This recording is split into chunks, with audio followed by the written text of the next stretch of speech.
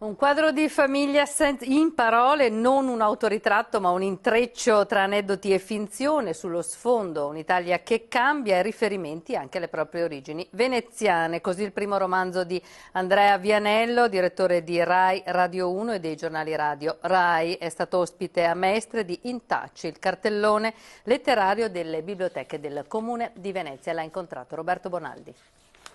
Andrea Vianello, o dovrei chiamarla Andrea Zennaro, come il protagonista di questo romanzo nel quale c'è molta della sua storia? No, io sono Andrea Vianello.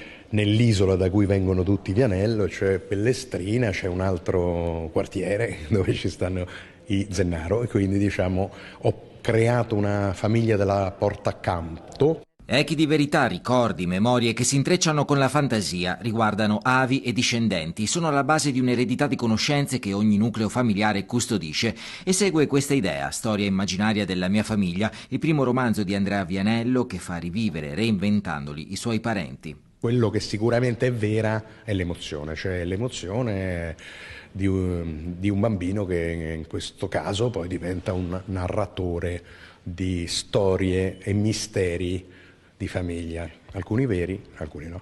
Personaggi di carattere a partire dai nonni, poeta futurista aderente alla corrente fascista quello paterno, mentre partecipò alla resistenza il materno.